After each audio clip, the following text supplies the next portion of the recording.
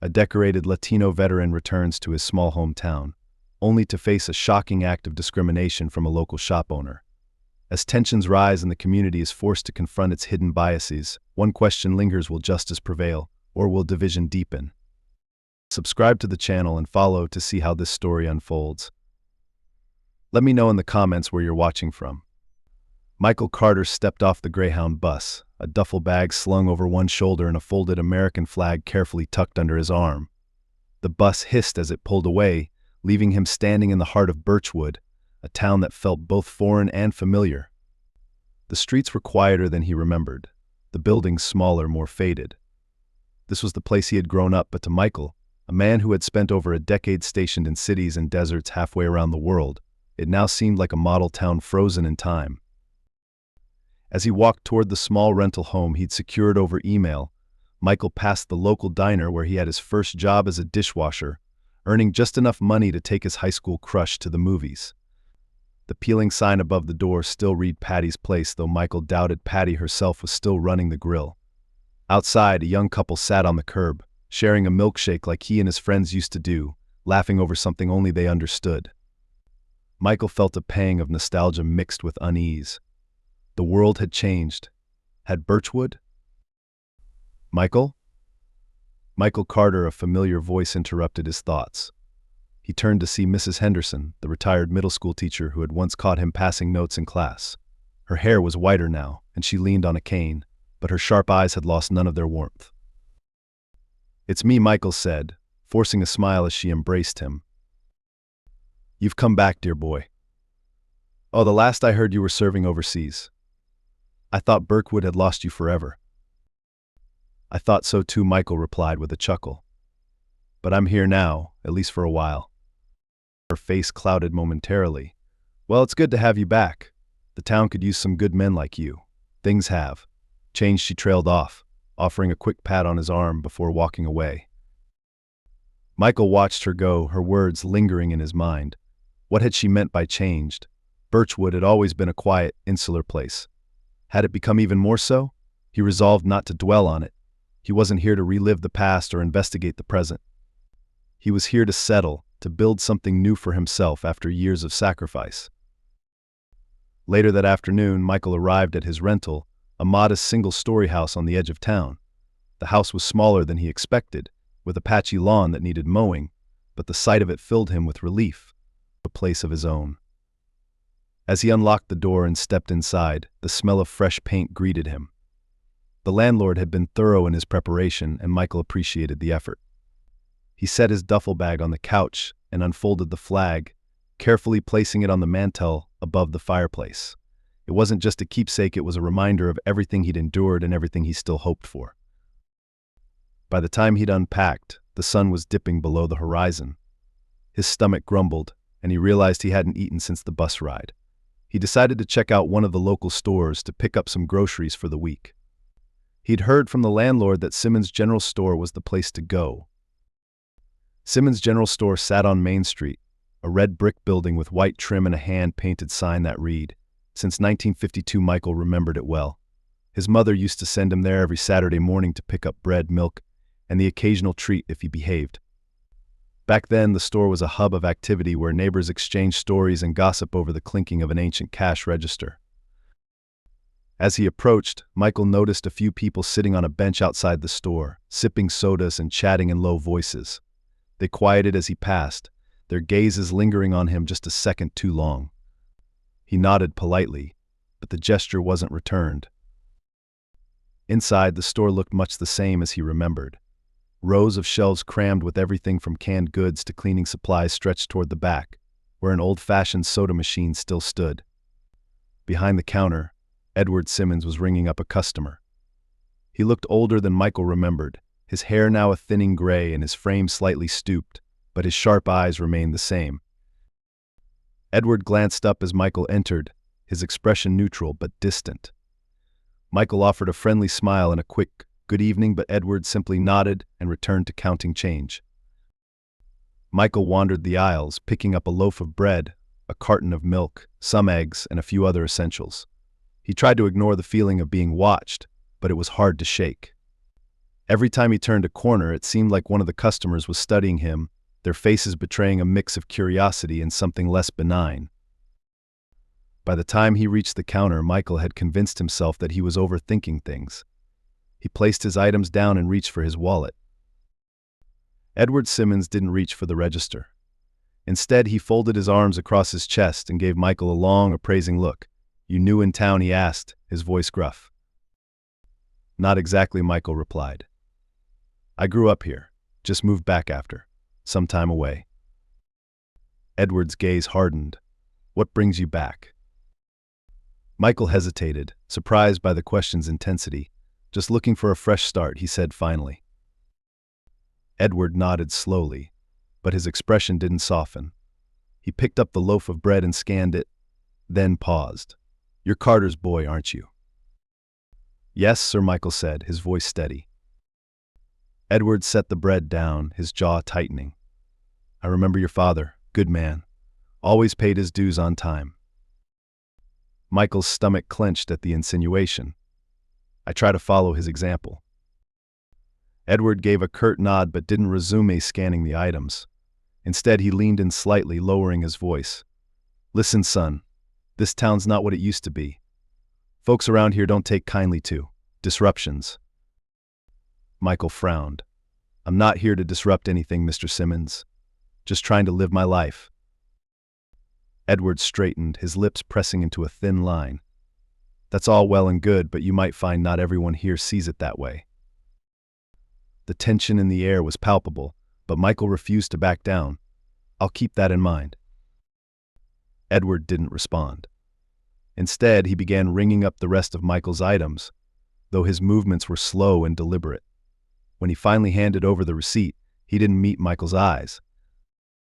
"Welcome back," Edward said, his tone anything but welcoming. As Michael left the store, he could feel the stares of the customers and even Edward himself following him out. The bench sitters outside exchanged whispers as he passed. For a moment he wondered if he had made a mistake coming back. But then he shook the thought away. This was his home, too, whether they liked it or not. Michael squared his shoulders and walked into the night, determined to reclaim his place in the town he once called home. Little did he know, this would only be the beginning of the challenges he was about to face. Michael sat on the porch of his new home the next morning, sipping coffee from a plain ceramic mug.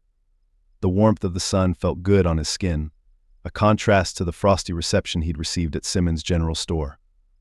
He tried to focus on the quiet street before him, a place that should have felt peaceful, but his thoughts kept circling back to Edward Simmons' thinly veiled hostility. Birchwood wasn't the same town he had left behind, and he was beginning to realize just how much it had changed, or perhaps how much he had. His phone buzzed on the table beside him, breaking his thoughts. It was a text from an old high school friend, Jorge Ramirez, inviting him to a barbecue later in the week. Jorge was one of the few people Michael had managed to reconnect with upon returning. They'd served in different branches of the military but bonded over their shared experiences when they were younger. If anyone could help Michael feel at home again, it was Jorge. Before he could reply, his coffee ran low, and he remembered he hadn't grabbed everything he needed from the store the night before. He still needed charcoal for his grill and a few seasonings he hadn't seen on Simmons' shelves. He pulled on his boots and decided to try again. After all, one awkward encounter wasn't enough to stop him from living his life. When Michael arrived at Simmons' General Store, the parking lot was busier than the previous evening. A group of older men sat outside playing checkers on a worn wooden table, their laughter momentarily halting as they glanced at him. He ignored the looks and walked inside, nodding briefly to Edward, who was rearranging a display of chips by the register. Michael grabbed a basket and moved through the aisles with purpose this time. He found the charcoal near the back, then walked to the spice rack, scanning the small selection for chili powder and paprika. As he reached for a jar, he heard the low murmur of voices behind him. "Didn't think we'd be seeing someone like him back in town," a woman whispered to her companion. "Well, he better not get too comfortable. Birchwood doesn't need the trouble," the other replied. Michael stiffened but didn't turn around. He'd heard worse, far worse, in his time, but the familiarity of these voices, the echoes of people who might have been his neighbors or teachers, made the words cut deeper. He approached the register, placing his items on the counter without a word. Edward glanced at the basket, his expression unreadable. "That all?" Michael nodded. "Yes, sir." As Edward began ringing up the items, the door jingled, and a young woman stepped inside carrying a small child on her hip. Her eyes darted nervously between Michael and Edward, as if she could sense the undercurrent of tension in the air. "Hey there, Mr. Simmons," she said hesitantly. "I just need some milk." Edward looked up at her, his usual gruff demeanor softening slightly. "Go ahead, Maria. We'll settle your account later." Michael noticed how Edward's tone warmed for Maria, even as he continued to avoid looking Michael in the eye. It was subtle, but it was enough to confirm what Michael had already started to suspect. Birchwood wasn't just unwelcoming, it was a place where people were carefully categorized, where some belonged and others did not. $15, Edward said, his tone cooling again as he pushed Michael's bag of groceries across the counter. Michael handed over the cash, watching as Edward counted it out with deliberate slowness. "You know," Michael said, breaking the silence, "it's interesting how some people seem to get a warmer welcome than others." Edward's hand paused over the cash register. He looked up, his eyes narrowing. "What are you trying to say?" "Nothing, really," Michael replied, his voice calm. "Just making an observation." Edward leaned forward slightly, his voice low. "Listen here, Carter. You might have fought for this country, but that doesn't mean everyone's going to roll out the red carpet for you." Michael felt his jaw tighten, but he forced himself to stay composed. "I'm not asking for a red carpet, Simmons. Just the same respect you'd show anyone else."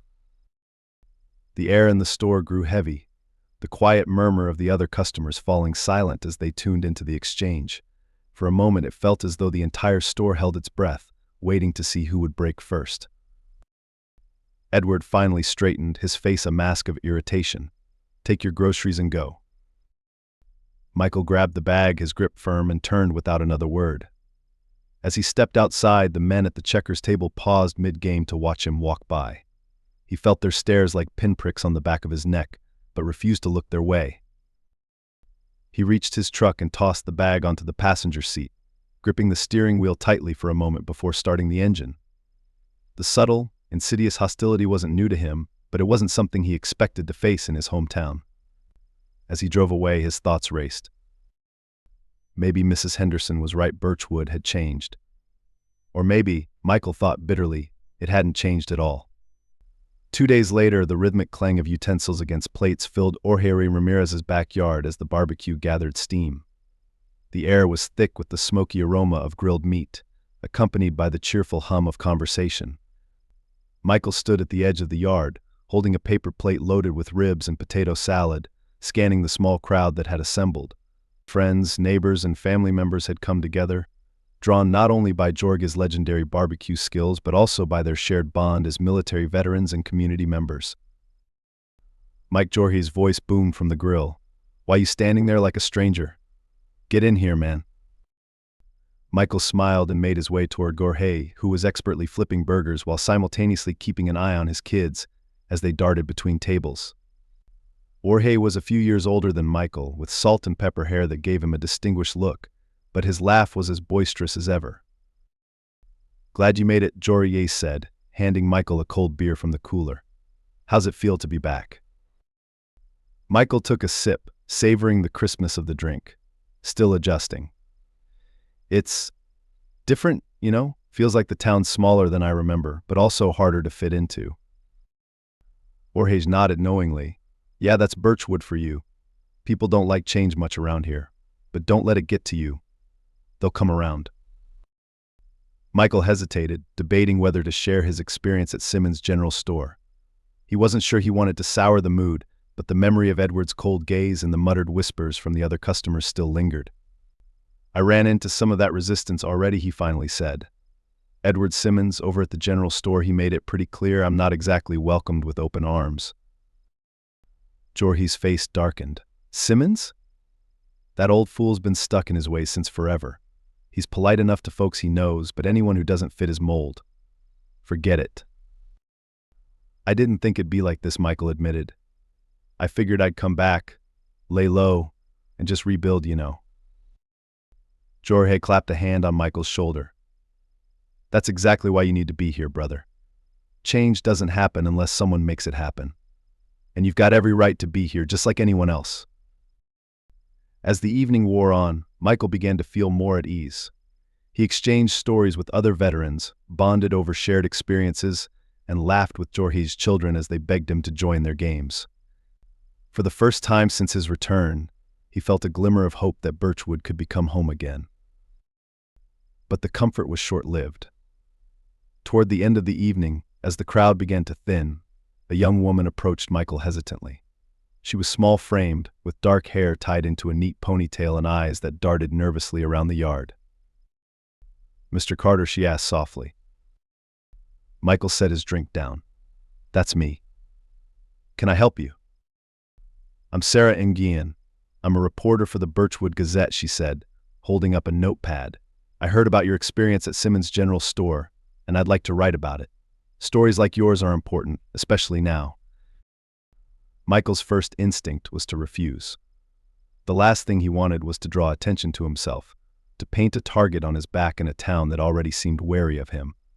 "I appreciate that, Ms. Nguyen, but I don't think I'm the right person for this kind of spotlight." Sarah didn't back down. "I understand why you'd feel that way, but your story could spark a conversation this town desperately needs. You're not the only one who's experienced this kind of treatment." Jorge stepped forward, his expression serious. "She's got a point, Mike. You've got a platform most people in this town don't. You've earned their respect even if they don't show it yet." Michael glanced between Sarah and Jorge, feeling the weight of their expectations. He wanted to argue that it wasn't his fight, but deep down he knew it already was. "Okay," he said finally, "I'll talk to you. But this isn't about starting a fight. I just want people to think about how we treat each other." "That's exactly the angle I was hoping for," Sarah said with a smile. "Thank you, Mr. Carter." 2 days later, the article appeared on the front page of the Birchwood Gazette. The headline read, "Local Veteran Faces Hostility in Hometown, a Call for Change in Birchwood." The story recounted Michael's experiences with tact and empathy, highlighting not only his military service but also the broader issue of prejudice in small towns like Birchwood. The reaction was immediate. By noon, the article had gone viral on social media, drawing both support and backlash. Comments flooded the Gazette's website, some praising Michael for his bravery, while others accused him of stirring up unnecessary drama. Outside Simmons General Store, the backlash was even more tangible. Protesters gathered, holding signs that read, "No place for hate in Birchwood and veterans deserve respect." Among them was Sarah, documenting the event for her follow-up piece, and Jorge, who had come to support Michael despite his reluctance to attend. Edward Simmons stood inside his store, watching the growing crowd through the window. His face was pale, his hands trembling slightly as he adjusted the display on the counter. He wasn't used to being the center of attention, and he certainly wasn't used to being challenged. "They've got no right to harass me like this," he muttered to his wife Linda, who was nervously stacking cans behind the register. "I've done nothing wrong." "You've upset people," Edward, Linda said quietly. "Maybe it's time to think about why." Edward glared at her. "I don't need a lecture from you. This is my store, my town. I've been here longer than most of these people." Outside, the tension continued to build. A local pastor tried to mediate, asking the protesters to remain peaceful, but emotions were running high. Some of the older townsfolk muttered about outsiders causing trouble, while younger residents rallied around Sarah, using their phones to live-stream the event. Michael watched the scene from a distance, standing at the edge of the crowd with his arms crossed. He had agreed to let Sarah write the article, but this was more than he had bargained for. Seeing the division it had caused made him question whether he had done the right thing. Mike Jorge's voice broke through his thoughts. "You okay?" "I don't know, man," Michael admitted. "This isn't what I wanted. I just wanted to live my life, not become some kind of symbol." Jorge gave him a reassuring pat on the back. "Symbols matter. They're what inspire people to fight for something better. You didn't ask for this, but maybe it's exactly what this town needs." Michael looked back at the crowd, the signs, the faces filled with passion and frustration. For better or worse, he had become the catalyst for change in Birchwood. Now he had to decide what kind of change he wanted to stand for. As the protest outside Simmons' general store grew louder, Michael found himself inching closer to the heart of the action. The signs, the chants, and the impassioned voices were impossible to ignore. It wasn't what he had envisioned when he agreed to Sarah's interview, but now that it was happening, he felt a responsibility to see it through. Edward Simmons finally stepped outside, his face a mask of irritation. The clanging of the store's bell as the door slammed shut momentarily silenced the crowd. He raised his hands, his voice cutting through the murmurs. "All right, that's enough," he shouted, his tone sharp. "What do you people want from me?" The crowd surged forward slightly, but Sarah stepped to the front, holding her camera steady. "We want accountability, Mr. Simmons," she said, her voice calm but firm. "You owe this community an explanation." Edward scoffed, waving his hand dismissively. "An explanation? For what? For running my store the way I see fit? For keeping order in my business? That's my right." "You refuse service to a decorated veteran," Sarah pressed. "A man who served this country and came home to be treated like he doesn't belong." "I didn't refuse him service," Edward shot back, his face reddening. "I rang him up, didn't I? He paid and left. What more do you want?" The crowd murmured in disapproval. Michael, who had been standing at the edge of the group, felt a dozen pairs of eyes turned toward him. Jorge nudged him forward. "Go on, brother. Speak your truth." Michael hesitated, then stepped into the clearing, locking eyes with Edward. The crowd quieted, their collective attention now on the two men. "I'm not here to accuse you, Mr. Simmons," Michael began, his voice steady. "I'm here because this isn't just about me. It's about the way we treat each other in this town. I came back to Birchwood to rebuild my life, to find some sense of peace after everything I've been through. But what I've found is a place that's colder, more divided than I remember." Edward's jaw tightened. "I treat people the way they deserve to be treated. That's my right as a business owner." "And what about your responsibility as a human being?" Michael asked, his voice rising slightly. "Is it your right to judge someone based on how they look? To make them feel unwelcome in the place they grew up? Because that's what you did to me, whether you realize it or not." The crowd erupted in murmurs again, some shouting in support of Michael, others defending Edward's position. A woman in the back called out, "You're a hero, Michael. Don't let him talk down to you." Another man muttered, "He's blowing this out of proportion. Simmons has been here longer than any of us." Edward raised his hand again, silencing the crowd. He stared at Michael, his eyes narrowing. "You think you know this town better than I do, boy? I've been here my whole life, building this store from the ground up. I've seen people like you come and go thinking they're better than the rest of us because they've seen a little more of the world." Michael took a step closer, his voice calm but firm. "You're right. I've seen more of the world. I've seen what happens when people let fear and hate dictate their actions. I've seen it tear communities apart. And I've seen it destroy lives. That's not what I want for Birchwood." Edward opened his mouth to respond but was interrupted by a young girl's voice from the crowd. "Why can't we just be nice to each other?" Everyone turned to see a child no older than 8, clutching her mother's hand. Her innocent question hung in the air, cutting through the tension like a knife.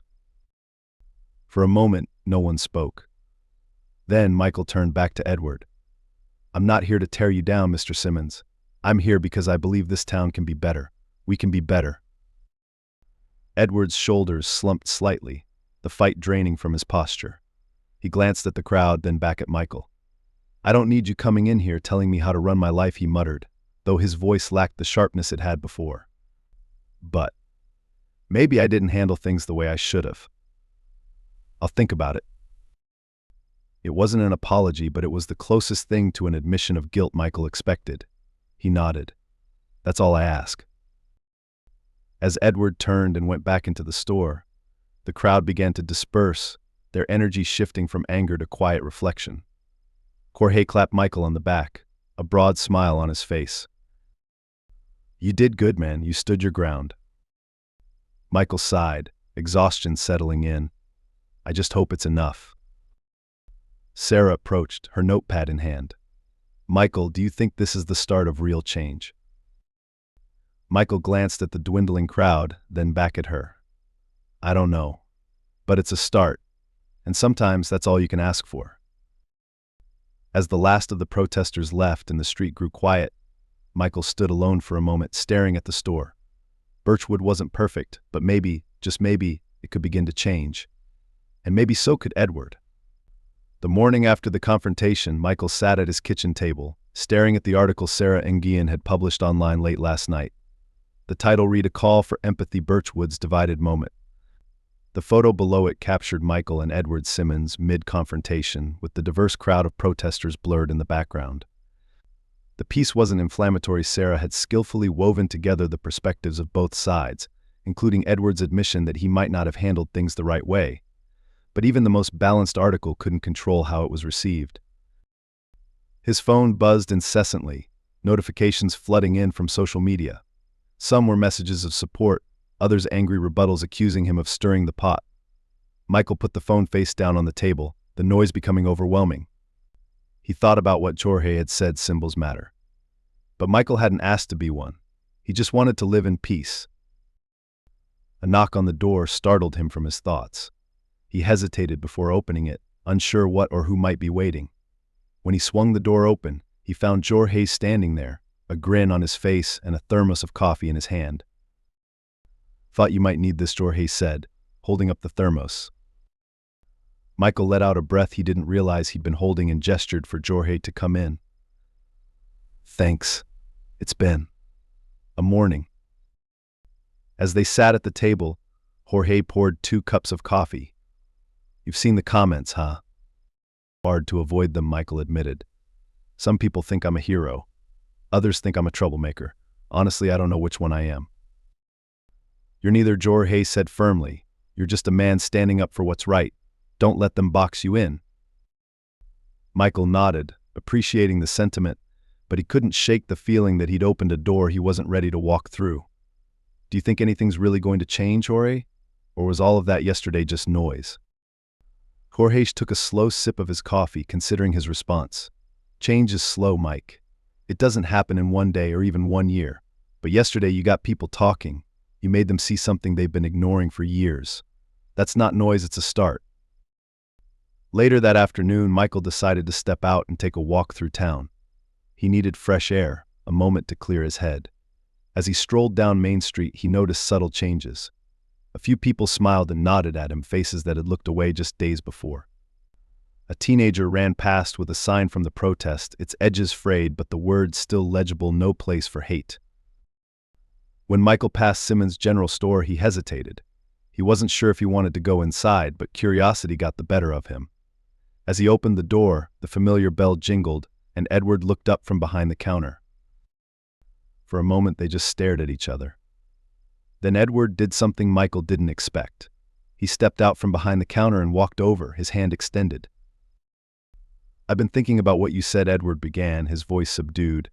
"And maybe you're right. Maybe I've been stuck in my ways for too long." Michael took the offered hand, shaking it firmly. "That's all anyone can ask for, Mr. Simmons. Just to think." Edward nodded, though his expression remained conflicted. "I'm not saying I'll change overnight, but I'll try." It wasn't a complete resolution, but it was something. As Michael left the store, he felt lighter, as if the weight he'd been carrying since he returned to Birchwood had shifted. Maybe Jorge was right. Change was slow, but it was possible. And maybe, just maybe, Birchwood was ready for it. The town of Birchwood felt different in the weeks that followed the protest. The article Sarah and Guillen had written continued to ripple through the community, sparking debates in church meetings, over coffee at the diner, and even in the school playgrounds. Some people clung stubbornly to their long-held beliefs, but others began to ask questions they'd avoided for years. Slowly, Michael noticed that conversations were shifting from denial to reflection.